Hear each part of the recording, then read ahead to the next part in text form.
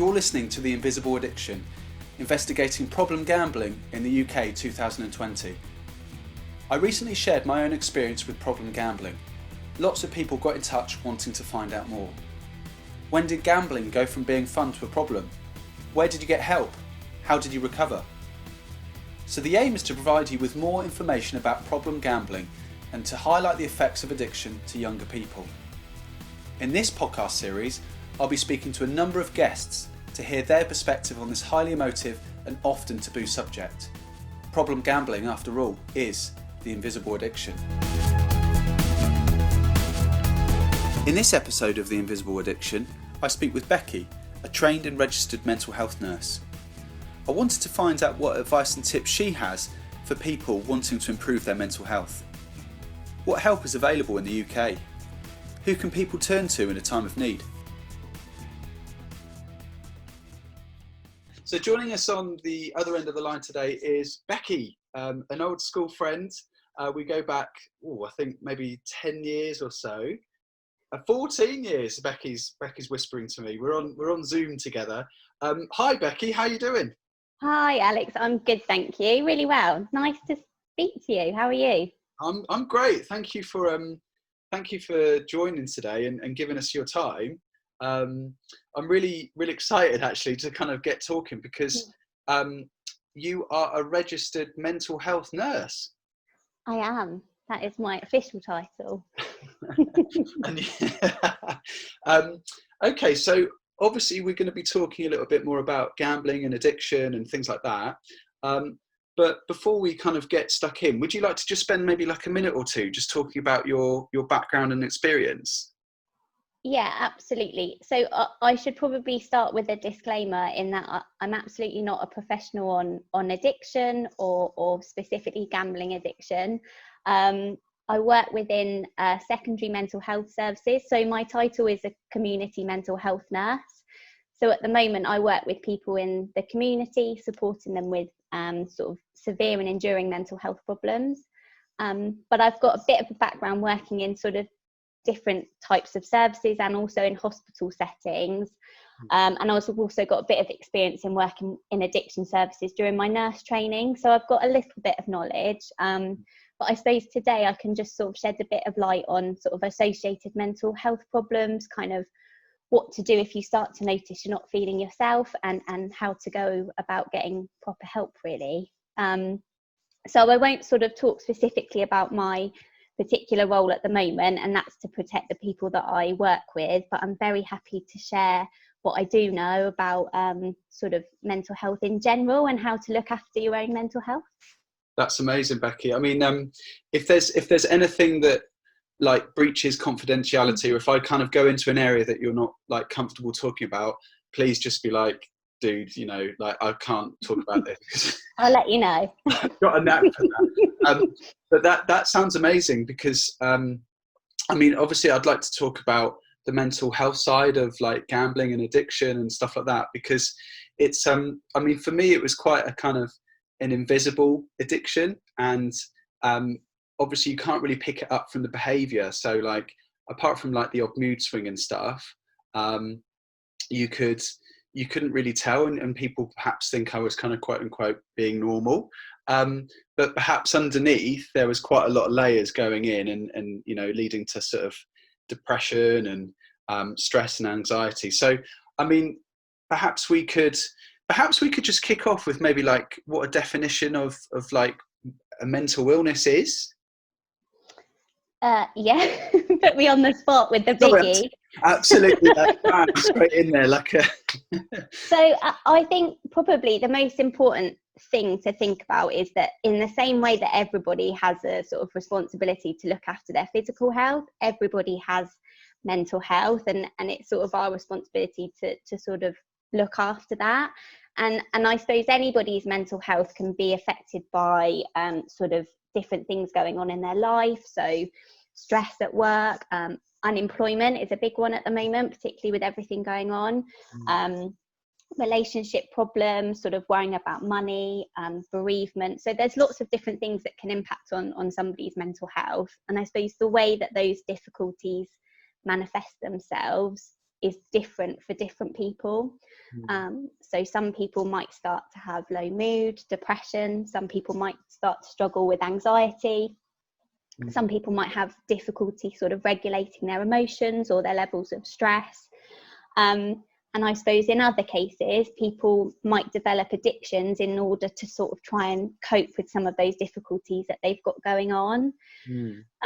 So that's kind of sort of an overview. And I guess mental health doesn't discriminate. Anybody can sort of suffer with mental health problems at any point in their life. And there's certainly not one type of person that I see in my job. It's lots of different people from lots of different backgrounds with lots of different things going on. So I suppose it's really broad, and that's why it's really great that we can talk about it like this, because it affects everybody. And I'm sure everybody knows at least one person that has either going through or has been through something, like this. So yeah, you must be incredibly like strong-minded, and to kind of separate it, to not take it home, like to take it home with you, and all the extra baggage that it might carry. Yeah, I mean, actually the biggest thing I learn in my training is how to look after my own mental health.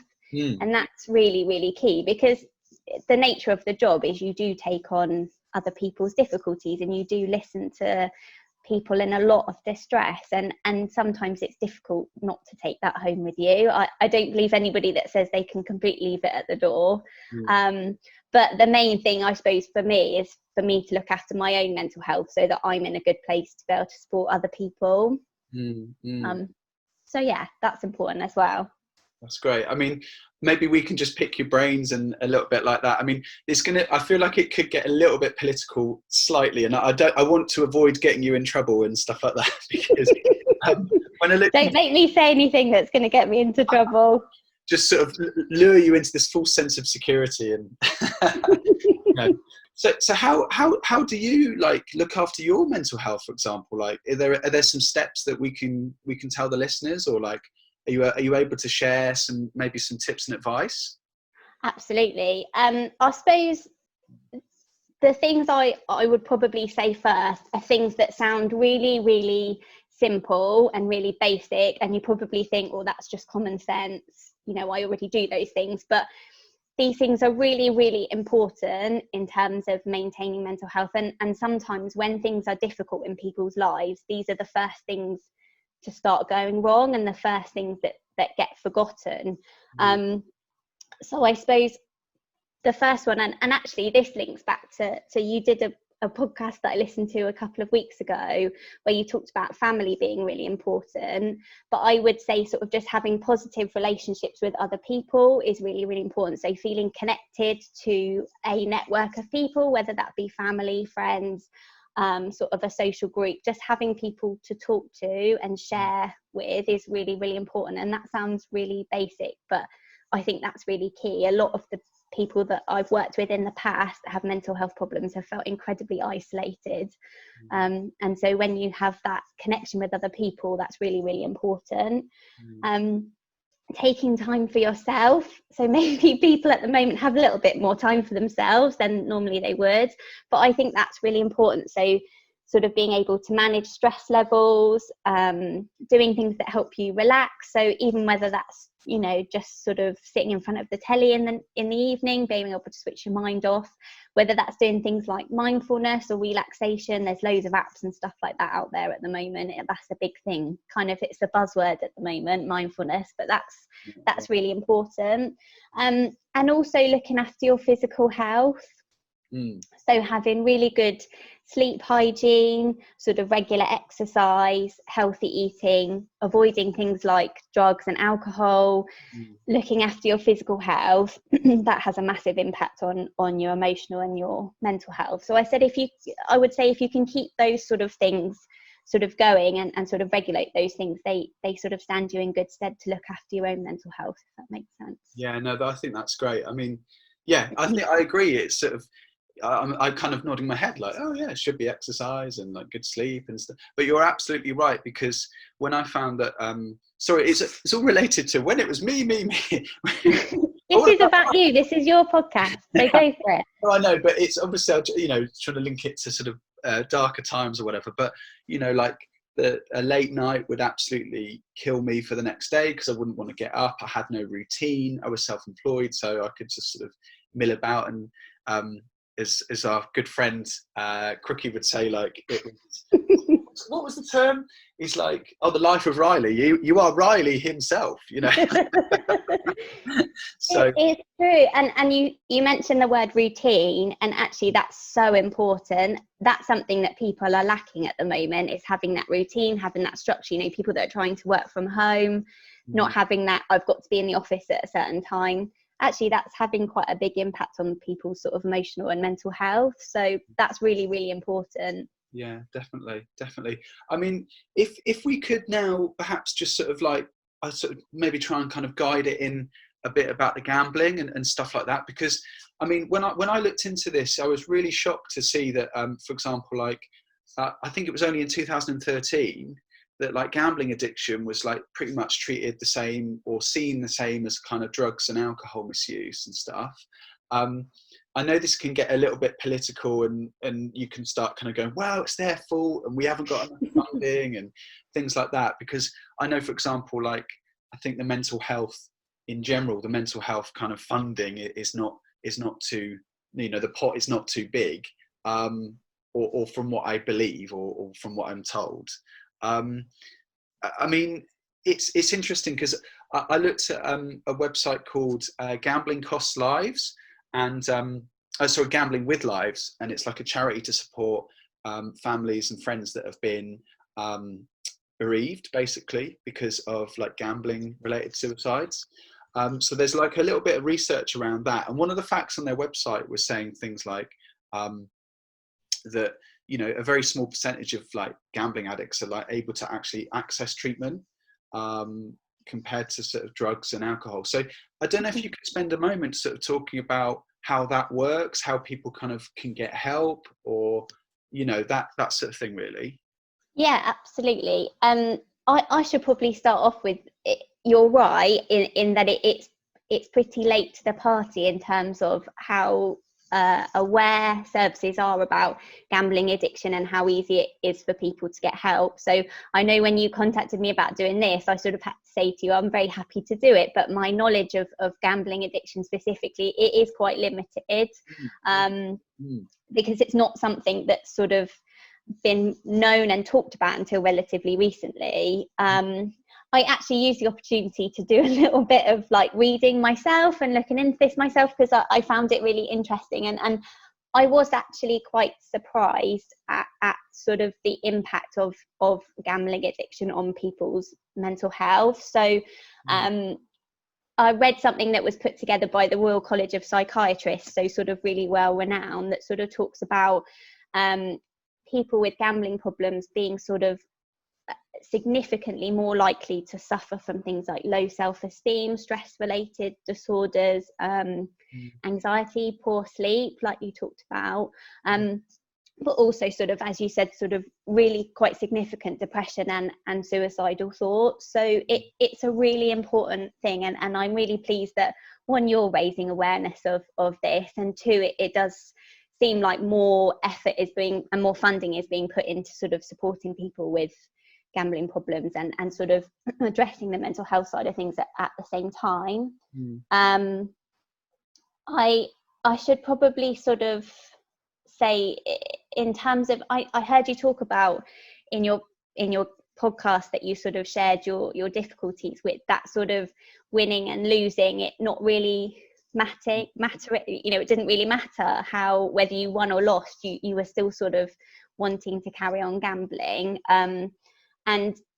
And I suppose it is about that impact that it has on your brain. So you mentioned dopamine, and it's that sort of your brain's reward center, really, and that's what gambling taps into. And you're completely right, it doesn't matter whether you're winning or losing, you will just be kind of you'll have that compulsion to kind of carry on with that behavior.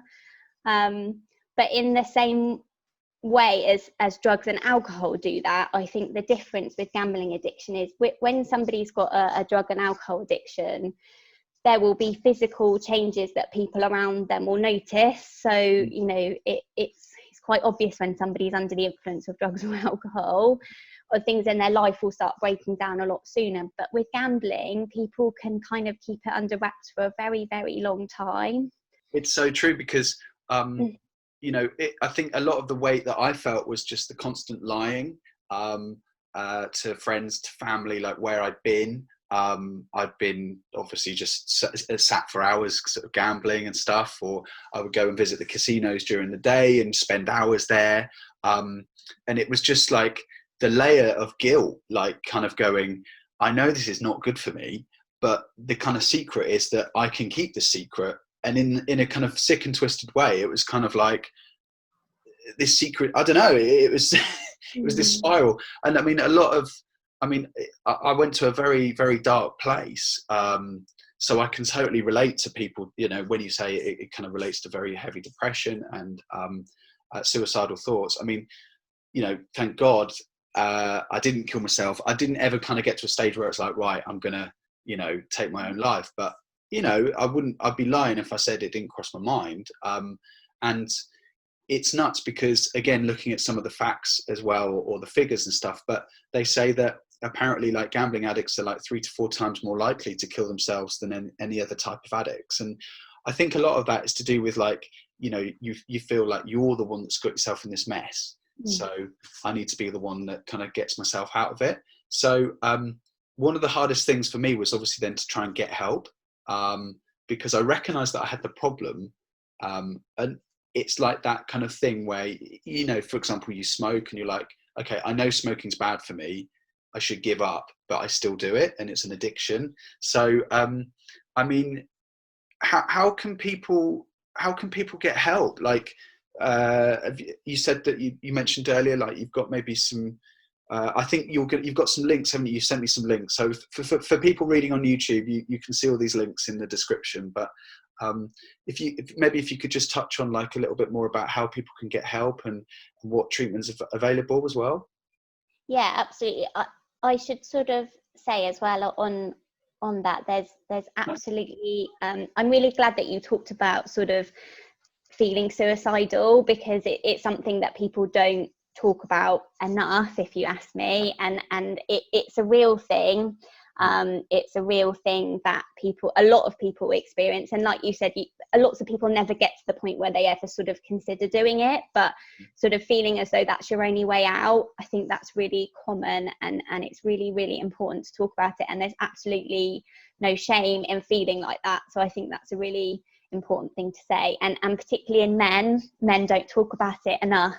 And that's why, you know, as you sort of said, that the suicide rates in men are a lot higher. So we should be talking about that, and there is so much support and help out there for people. It's absolutely not something that you need to sort of try and deal with on your own. That's good to know. That's good to know, because I think, you know, us blokes, we can be very secretive and very like, well, you know, close, you know, play our cards close to our chest and whatever. But yeah, no, that's great. I mean, I know that there's stuff out there like GamCare. Yeah. So in terms, and that's another thing I should say.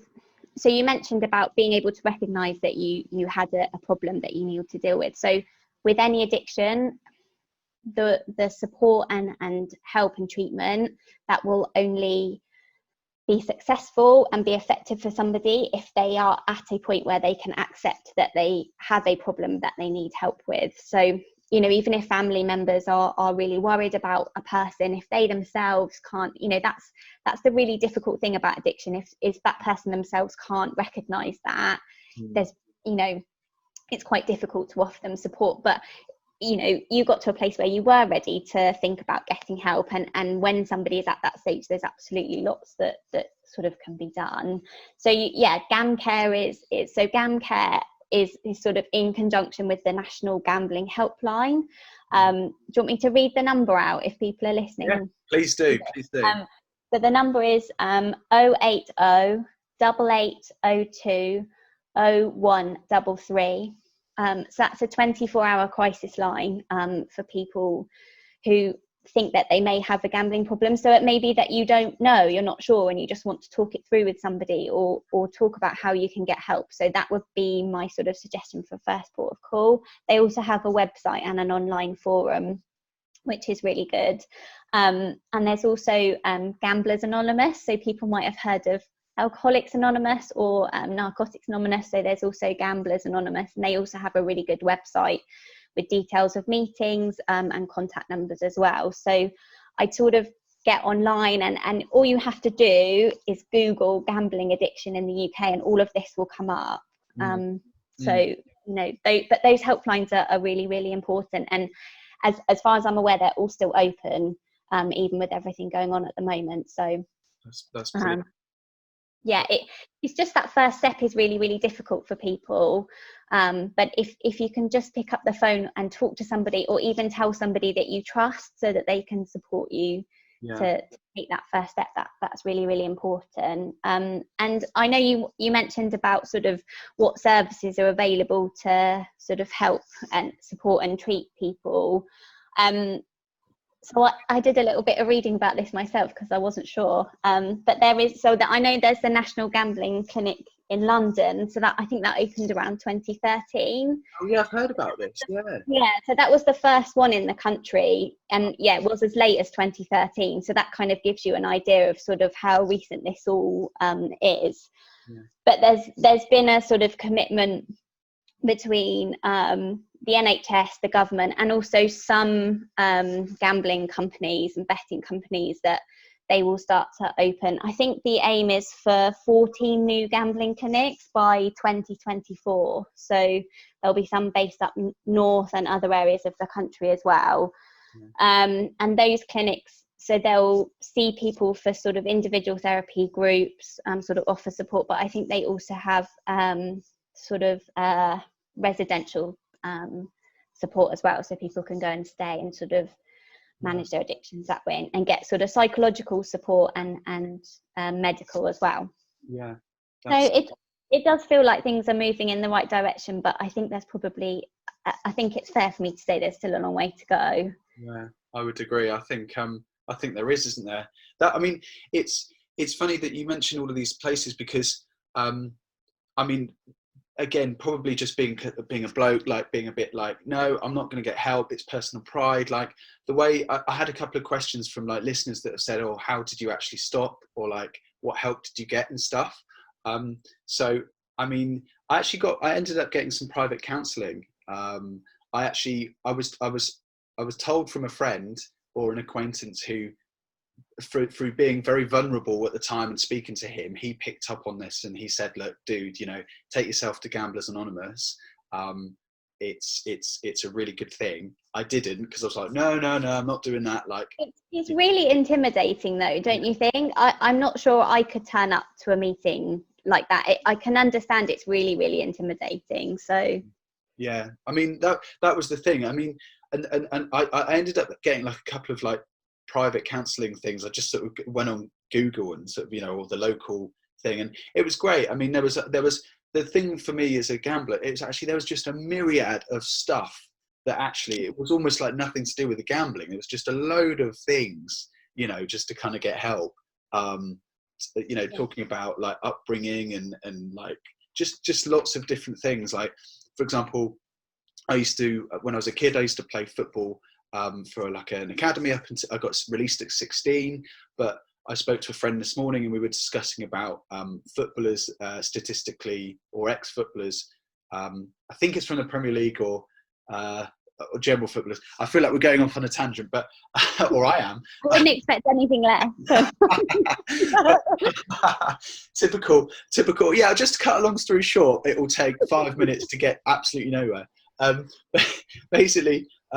But like footballers, they will end up like with a lot of financial problems, links to depression. I think 1 in 2 will get divorced or separated from their partners. A lot of them end up in gambling addictions. And I wondered if it was something to do. And my friend said this, and I thought it was quite a poignant thing. I mean, it's maybe not a question. It's just a point to raise for others, and for yourself. But like, basically, you know, the addiction to winning, it's like, I don't know if you've seen Michael Jordan, they've got like the basketball thing on Netflix, I can't think what it's called, but he, in one of the latest episodes, he talks about his gambling or something, and he's like, no, I haven't got a problem. I'm just addicted to winning. Like, it's this sort of screwed up thing of like, no, I'm going to win this time. And even if you lose, it's like in sport, even if you lose, it's like, okay, I feel really rubbish, but the roller coaster of like, but there's always the next game, I can always win. So it's this sort of like competitiveness, this bizarre sort of competitiveness. And I mean, I don't know if you have any thoughts on that at all, or if that's just a random, bit of yeah. I think from what, in the same way that sort of addiction to gambling is a relatively new thing that people are talking about, I think people are becoming more aware that addiction in general, so it's always historically been drugs and alcohol. That's sort of the main one that sort of people think about, but I think addiction in general to many different things is sort of becoming a bit more on people's radar. And I know I said to you I mentioned beforehand that at the moment, the way services in this country are set up is that if you have an addiction problem, that is dealt with by a specialist addiction service. If you have a mental health problem, that's dealt with by a specialist mental health team. Yeah. So they're separate, but they're so closely associated, and I'm not sure that you always have one without the other, to be perfectly honest. And I think addiction to anything is it's a way for people to deal with other difficulties that are going on in their life, so other emotional difficulties or stress, or there's a reason that people sort of become addicted to something, and I think it's a way of coping with other stuff that's going on in their life. So with footballers and sort of say particularly retired footballers, if they've lost that role in their life, they're not doing that thing in their life that they have always done and that they loved, and suddenly that's not happening anymore. There's a bit of a void to fill, isn't there? So it's absolutely not my area of expertise, but it is really interesting that there's sort of those patterns in particular sort of roles and jobs that people do, and that they have similar problems. I think one of the big points that you've like touched upon earlier, which is so true, and I think there's nothing to be ashamed of, is like this affects everybody, anyone. I kind of, it's funny because a friend got in touch recently. He kind of went, I couldn't believe you would get involved in such a thing that is like he didn't mean to be mean by this, and I didn't no offense was caused, but it was kind of like, but you're an intelligent guy. I mean, I would question that, but you're an intelligent guy. And, I can't believe you got stuck into something that is essentially designed to like take from the vulnerable. But that's the thing. I mean, it was like, what, this is for everyone, Yeah, it absolutely doesn't discriminate at all. And everybody has their own mental health to look after, and that's not meant to scare anybody in terms of, we're all vulnerable, but we are, and that's the reality of it. This doesn't affect just one type of person. This is anybody that it can affect, and it doesn't matter if you make millions of pounds a year or if you have absolutely nothing. You still have your mental and emotional health to look after, and that's really, really important. And I think for a long time, for various different reasons, people with mental health problems faced a lot of stigma and and I don't think that's through sort of anyone being mean, as you say. I just think it's through a lack of understanding. So it's just being able to do things like this and talk about it openly like this that sort of helps to try and combat that. So that's really important. I don't know if you're interested as well. So if anyone is interested in sort of looking more about kind of mental health stuff in general, the Mind website, I'm sure people will have heard of Mind before. They're a mental health charity. Their website is really, really brilliant. They've kind of got an A to Z. You can go through and look at different sorts of stuff. They've got tips on sort of how to perhaps recognise when you're not feeling yourself or when things are going wrong, and also really good advice about what to do and where to get help. So that's not about sort of gambling specifically, but their website is really, really good.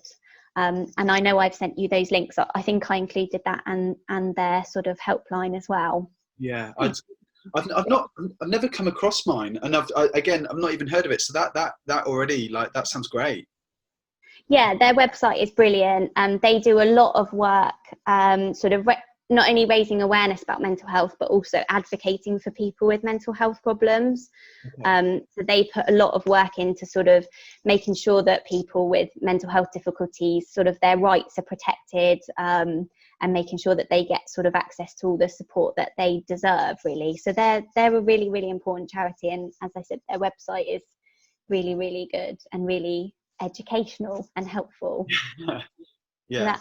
And also I don't think we can do this and talk about sort of people feeling suicidal and people feeling low without mentioning the Samaritans. I don't know if that's something you ever thought about, but they're absolutely invaluable, and it's something we sort of recommend to people really, really regularly.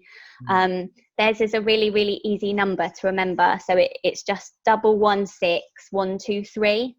And you can call it from any phone, and it's always free, and there will always be somebody to talk to. So they're really, really important as well. If people want to. I mean, we've got a family friend who she does some volunteering for the Samaritans, and she like, it was Christmas Day, and she was like, I've got to nip off. She had to go and nip off and do a couple of hours or whatever. It's just like, they're amazing. Yeah, they're really, really amazing. You know? They don't they just listen, and sometimes that's kind of just the first thing that you need. So yeah. I couldn't agree more, because the first counselling I did, the counsellor, she was so good. I mean, I don't know if it was her method. I think you can sort of have these methods where you get the client or the person to talk, but she just would say a little bit of snippet of something, and I would just talk, and it was so good, because I just thought, she's probably not actually really listened to any of that, like, being cynical, but I've come out of that feeling like $100 million, like that was great.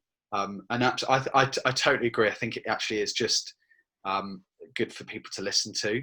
The thing that like was good for me was the gambling podcast, even though it was like proper emotional for me to kind of just get it out in the open, because it's just like, oh my God, that's just a massive weight off my shoulders. And I guess the main well, not the main thing, is just you just got to talk to someone. But is a lot of the stuff you do talking based, or? But Alex, you're absolutely right. So there's lots of stuff that comes afterwards, but the first thing and the most important thing is that you talk to somebody. That like if someone takes anything away from this conversation or anything else that they've heard, yes, there's lots of stuff to deal with after you've spoken to somebody for the first time, and there's lots of things to delve into, but the first and most important thing is that you just talk to somebody. And I thought that when I listened to your podcast, and I always think with my job, I do feel like I'm in quite a privileged position in that people sort of share their difficulties with me that they perhaps haven't shared with anybody else ever in their life. And when I listened to your podcast, that's really kind of how it felt. It's whatever works for you, and it was incredibly brave, but a brilliant thing to do. And you're in a position at the moment where you can talk about your story and sort of use it to help other people.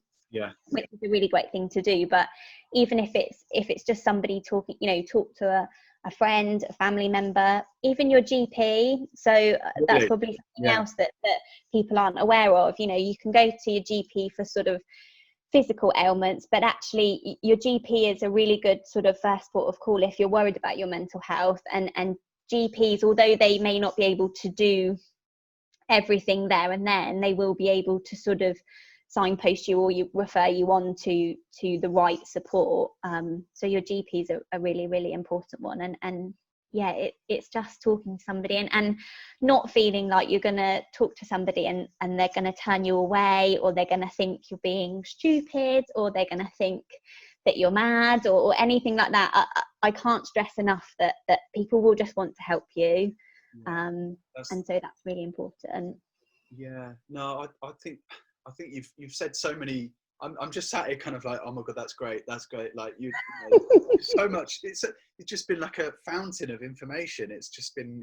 I mean, I think we should. I feel like we should be wrapping up pretty soon. I mean, I was like, right, we're going to do this 20 minutes, 30 minutes, or whatever. But I know. So I told you I'd talk forever if you didn't cut me up. So.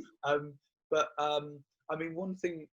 I feel like there's so much more we could talk about, and but I feel like we've covered off the main things. But one thing I found that was a struggle for me was that, like, talking to family members, actually, like, it's not that they won't understand about it, and it's just as hard for them because, you know, it's maybe because gambling as well, because it's sort of a bit of a taboo subject. And even when I put this stuff out, like, there's a couple of people that got in touch and were like, look, you know, can you avoid doing this? Or like, it's a very, very sensitive thing, because I feel like any addiction, you know, that you have to kind of, I've sort of done this a bit gung ho in a way, because you forget, like, well, what about my family members? You know, what about them? Are they going to have any feelings of, like, feeling unnerved, or a feeling of shame because they have an addict in the family? Especially gambling as well, because I feel like gambling is, like, the connotations of that, it's like you're seen as a weak person, or like, you know, oh, just stop it, you know, just you don't have to do it. Like, you're a gambler, you take risks, but not good risks. Like, you just fritter your money away, you're careless. So I felt like when I spoke to, like, family members, they weren't the right people to talk to. Do you know what I mean? It's like there's talking to people, but then talking to the right person. It's got to be somebody that you trust, and that you sort of, you trust is going to sort of respond in the way you want to. And you know, I know I sort of say there shouldn't be any shame in it, but there's still a long way to go with everything like this, and some people just don't have an understanding of these things, which is absolutely fine, you know. And I don't think it comes from a place of not wanting to help. It's just perhaps not understanding the whole picture.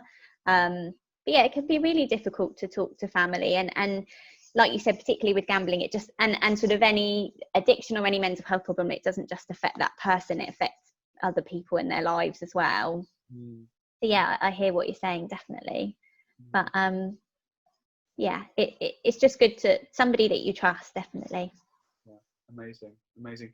I think, is there anything that you want to, like, is there anything that you want to kind of touch on that you were like, I really wanted to say that, or anything that you want to kind of draw on in conclusion before we sort of put an end to? I don't know. I always think, you know, afterwards you finish and you think, oh, I should have said that, or whatever. But I'll probably think that later. But no, I suppose, yeah, the main thing is there's absolutely no shame even if you're just sort of not feeling yourself, or, you know, you're sort of worried that things in you're not yourself, or things in your life aren't sort of how they used to be. There's absolutely no shame in sort of starting a conversation with somebody that you trust about that, and sort of not feeling embarrassed to get help, really. And yeah, just looking after yourself, I can't stress that enough. That's the most important thing. It sounds like a really simple, easy thing to do, but it's really, really important. Absolutely. Yeah. And thank you for asking me to do this. It's been really good, and like I said, I could talk about this for hours if you don't shut me up, but it's something I'm very passionate about, so it's really nice to be able to listen to your story, and also sort of share some of the things I've learned along the way. Like I said, I'm not an expert, but it's nice to be able to talk about these things. No, Becky, you're selfless. You're so selfless and so modest. You're, like, honestly, this has been so valuable, I think, for anyone that's listening to this. I think they're going to be taking away a lot of helpful stuff, and I can only go on record to say thank you for giving up your time. No, thank you very much. Honestly, you know, it's been really great to do this, and like I said, I can't say it enough how proud everybody is, and congratulate you enough on what you're doing. It's really, really great. It's going to make me sob up again. So I think we better get up there. So thanks, Becky. Have a nice day, and I'll see you soon. Thanks, Alex. As always, so much to take away from this conversation. Thanks once again to Becky for sharing her knowledge and her insight about mental health and how and where people can get help. She's really laid it down and showed us actually that there's lots of places that you can turn to. I think that's the main thing, isn't it, really? That there are actually plenty of places that you can get help.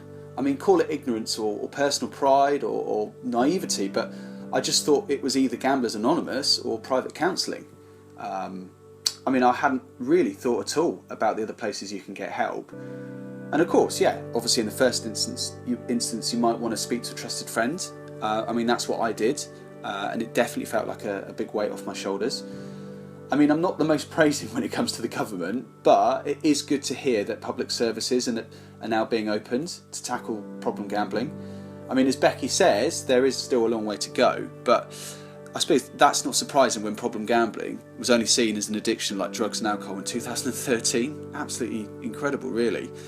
So, what I'd like to find out now is how people get to the root of the problem. Seeking help is one thing, but what actually needs to be solved? How does a person tackling addiction get to the very root of the problem? Let's find out in episode 5.